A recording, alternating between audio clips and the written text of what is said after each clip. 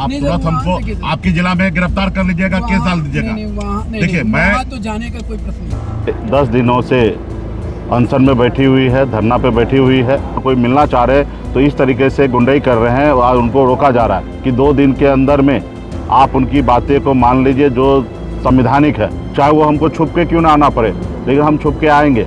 आज सरकार जो है ये तानाशाही का दिखा रही है। आज बहुत दुर्भाग्यपूर्ण है कि आज हमें इस तरीके से रोका जा रहा है उत्तर प्रदेश सरकार की तरफ से। नमस्कार, आप देखना शुरू कर चुके हैं लाइव फुटेज को। मैं अभिषेक है। वीआईपी सुप्रीमो और मुकेश सहनी को पुलिस ने अचानक रोक लिया। आपको बता दें कि मुकेश सहनी आजाद बिंद हत्याकांड मामले को लेकर जौनपुर जा रहे थे। इसी बीच उन्हें हाईवे पर पुलिस ने रोका और आगे जाने से मना कर दिया। उन्हें वापस लौटना पड़ा है। मुकेश सहनी ने इस घटना को लेकर कहा है कि पुलिस गुंडाई कर रही है। पुलिस एक तरफ इनकाउंटर के नाम पर मासूमों की हत्या कर रही है, निर्दोषों की हत्या कर रही है, और दूसरी तरफ अगर कोई आवाज उठाने जा रहा है तो उसे रोक दिया जा रहा है, उसे जाने नहीं दिया जा रहा है। आपको बता दें कि जौनपुर का मामला है, उत्तर प्रदेश का मामला है, और योगी आदित्यनाथ पर खूब बरसे भी हैं मुकेश सहनी। क्या कुछ कहा है वीआईपी सुप्रीमो मुकेश सहनी ने, पहले आप वो सुनिए। मेरी बात सुन लीजिए। देखिए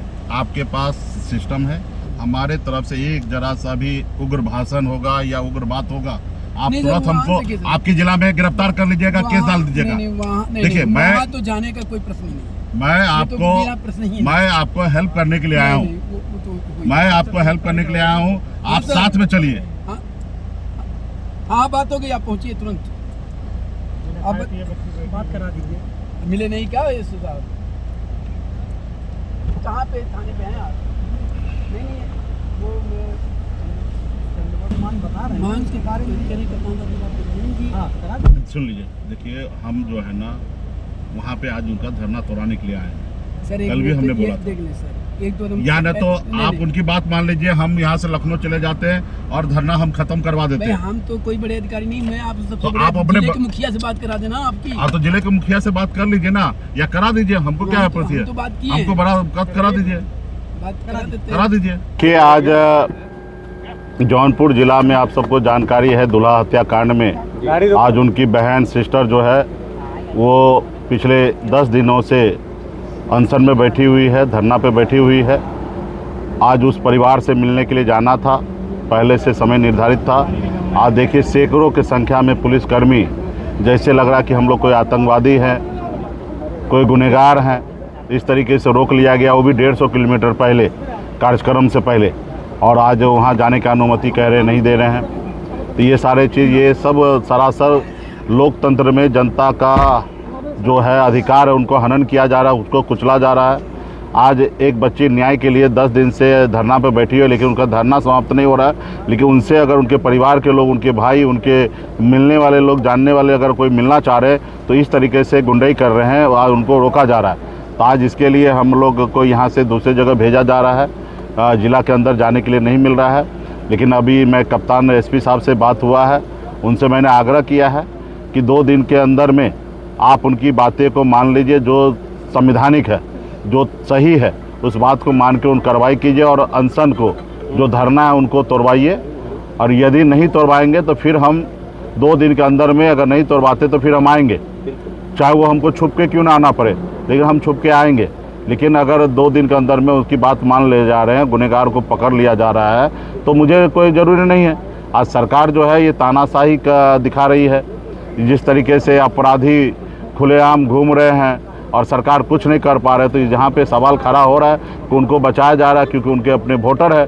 तो इसके लेके आने वाला समय में हम लोग लड़ाई मजबूती से तेज करेंगे। आज बहुत दुर्भाग्यपूर्ण है कि आज हमें इस तरीके से रोका जा रहा है उत्तर प्रदेश सरकार की तरफ से।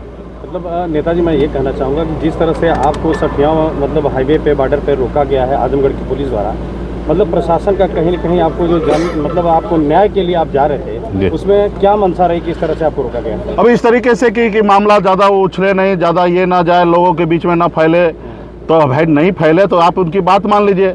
जो गुनहगार उसको जेल के सलाखों में डाल दीजिए, जो कार्रवाई वो कार्रवाई कीजिए। कार्रवाई भी आप नहीं कीजिएगा, उल्टा सीएम साहब से के पास जाएंगे तो सीएम साहब गाली देगी। मतलब ये कहाँ का न्याय है भाई? एक राज्य के मुख्यमंत्री एक बेटी एक लड़की अगर किसी से न्याय मांगने के लिए जा रहे हैं तो वहाँ पे उनको आप इस तरीके से फटकार रहे, अपना लाल आंख दिखा रहे, गुस्सा कर रहे। यही काम आप उसको अपराधी के साथ कीजिए, लेकिन उनको तो आप गुस्सा कर रहे, गाली दे रहे। तो ये सही नहीं है, ये गुंडागर्दी नहीं चलेगा। अभी आपने देखा कि कमलेश बिंद का यहाँ पे किस तरीके से कैमूर से उठा के और जो गाजीपुर में उनका हत्या का इनकाउंटर कर देता, फेक इनकाउंटर। तो ये सब गरीब पिछड़ा दलित सिर्फ आपके इनकाउंटर होने के लिए नहीं है। यहाँ पे उनके भी परिवार में कोई घटना होता है उसको न्याय देने का काम कीजिए। किस तरह से न्याय मिलेगा नेता?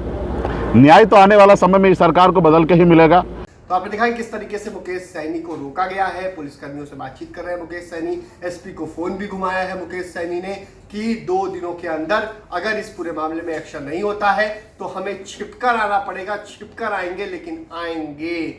आज आपने रोक लिया है, लेकिन 2 दिन बाद आप नहीं रोक पाएंगे। ये बातें मुकेश सैनी ने कही हैं। बने रहिए लाइव फुटेज के साथ। हमारे यूट्यूब चैनल को सब्सक्राइब करिए। धन्यवाद।